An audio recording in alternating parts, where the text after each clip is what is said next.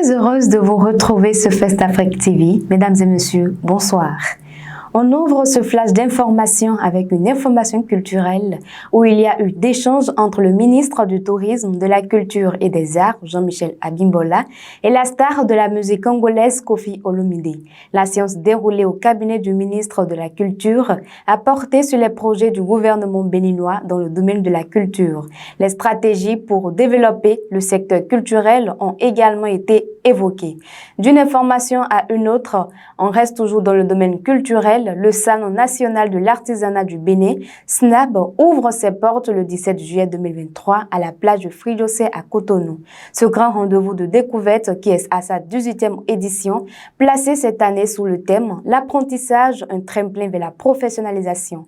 En prélude à cet événement, le Fonds de développement de l'artisanat, en collaboration avec la Chambre des métiers de l'artisanat du Bénin, a initié une conférence de presse le 5 mai 2023 à Cotonou pour dévoiler les enjeux, les objectifs, les innovations et les attentes du salon. Selon les organisateurs, cette 18e édition vise à faire la promotion de l'artisanat béninois dans toute sa diversité et outiller les artisans pour faire face aux défis qui s'imposent à ce secteur. Hors du Bénin à présent, l'opposant sénégalais Ousmane Sonko a déclaré ce dimanche qu'il va plus répondre aux convocations des juges sans garantie pour sa sécurité. Il est troisième de la présidentielle de 2019 et candidat déclaré à celle de 2024. Le Sénégalais a dit dans une déclaration sur les réseaux sociaux, je cite, « On n'a jamais vu dans le monde entier un citoyen convoqué au tribunal et qui s'y rend fait l'objet d'autant d'acharnement, d'autant de brutalité et de tentatives presque de la liquidation physique.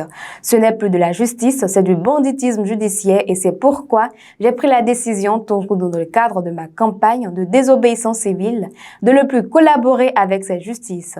Si la justice, si l'État ne peuvent pas garantir le minimum de sécurité, je ne me présenterai plus devant cette justice pour répondre à quoi que ce soit. » Et pour finir ce flash d'information, la présidente de la Commission européenne, Ursula von der Leyen, sera en Ukraine demain pour rencontrer le président ukrainien Volodymyr Zelensky. Cette annonce a été faite lundi par son porte-parole. Lors de ce déplacement, la présidente va réaffirmer le soutien sans faille de l'Union européenne à l'Ukraine.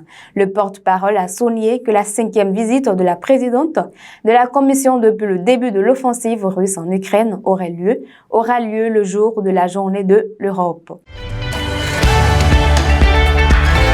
Depuis 2019, l'ONG Chaque enfant a droit à la vie et son partenaire Graines de Vie, en collaboration avec le ministère du cadre de vie et des transports, chargé du développement durable, met en œuvre un grand programme de reboisement pour un Bénin vert à l'horizon 2030, afin de lutter contre les réchauffements climatiques.